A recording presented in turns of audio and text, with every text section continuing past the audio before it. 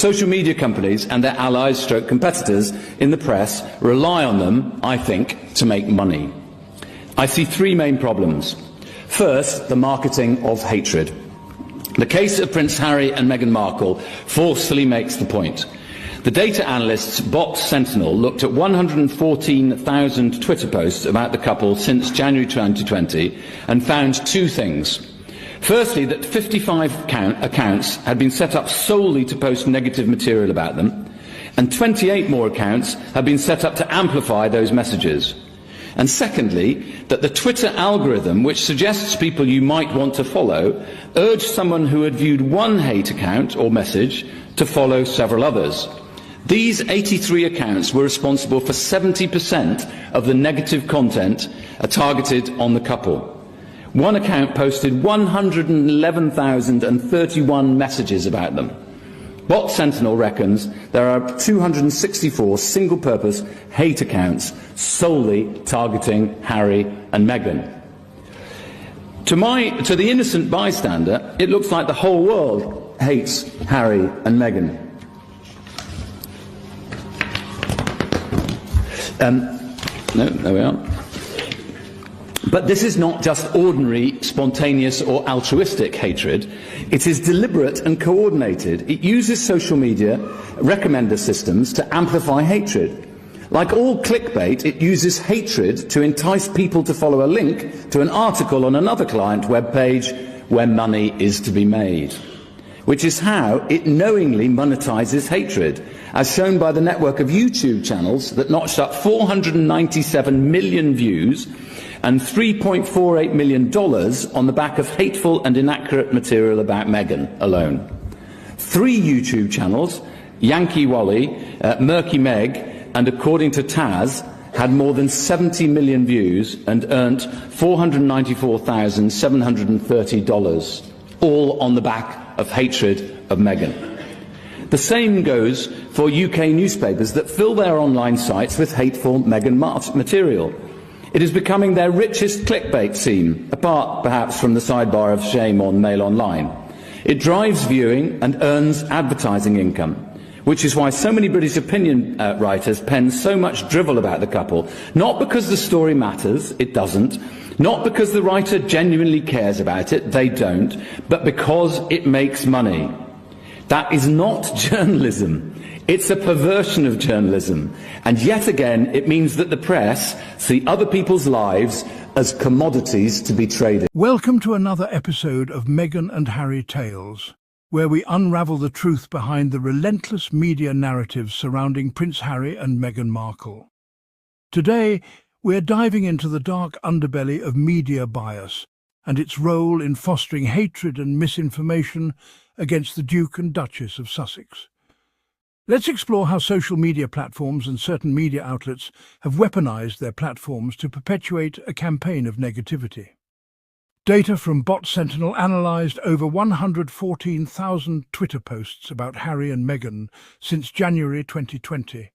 The findings are shocking. 55 accounts were solely created to post negative content about them. 28 additional accounts amplified these hateful messages. Combined, these 83 accounts generated 70% of the negative content targeting the couple. Even more disturbingly, Twitter algorithms suggested users follow hate accounts, creating an echo chamber of coordinated attacks. One account alone posted over 11,000 hateful messages about Harry and Meghan. In total, there are estimated to be 264 accounts dedicated solely to this malicious campaign. For outsiders, it might appear that the entire world is against Harry and Meghan. But let's be clear, this isn't organic hatred. It's a deliberate and coordinated operation designed to monetize negativity. Take YouTube as an example. A network of hate-driven channels racked up 497 million views, earning over $3.48 million by spreading false and harmful content about Meghan. Channels like Yankee Wally, Murky Meg, and according to Taz, garnered over 70 million views and earned $94,700, all by exploiting the couple's challenges for profit. UK tabloids, too, have turned Harry and Meghan into their most lucrative clickbait scheme. Sensationalized headlines and fabricated stories fill their pages, not because the stories matter, but because outrage sells. This is not journalism, it's a betrayal of journalistic integrity. Let's not forget the emotional toll on Harry and Meghan. The incessant scrutiny and invasive attacks have forced them to prioritize their mental health and the safety of their family. Their desire to step away from the spotlight and live a peaceful life is met with relentless criticism, often rooted in systemic racism and sexism. Prince Harry's memoir, Spare, has been one of the most talked about books in recent memory, breaking records with its candid revelations.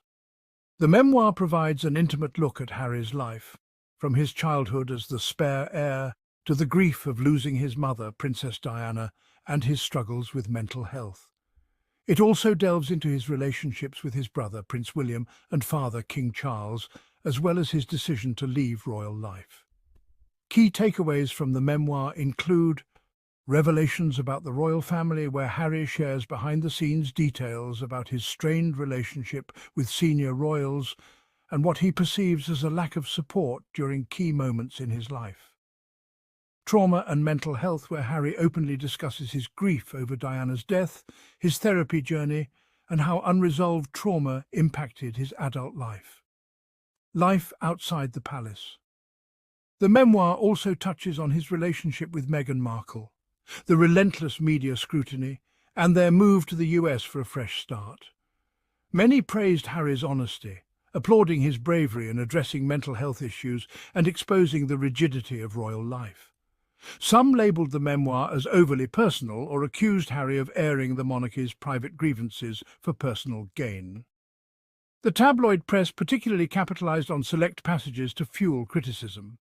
The book ignited global conversations about the pressures of royalty, the impact of invasive media, and familial expectations. While critics accused Harry of betraying his family, others saw the memoir as a necessary step in reclaiming his narrative and fostering transparency. The media must take responsibility for their role in perpetuating these harmful narratives. Rather than fueling division, they should aim to promote truth, empathy, and accountability. As a society, we must demand better. Harry and Meghan's story is a reminder of the urgent need for a more compassionate world, one that values truth over sensationalism and kindness over hate. It's time to stand up against this toxic culture of vilification. Thank you for joining us on Meghan and Harry Tales. Let's continue to support this couple's journey to live authentically and peacefully. Be sure to subscribe for more insights, and remember, together we can challenge these harmful narratives and foster a world rooted in fairness and dignity. If you wish to support our channel, you can do so via Super Thanks. Your support helps us bring you more content about the Sussexes. See you in the next episode. Goodbye for now.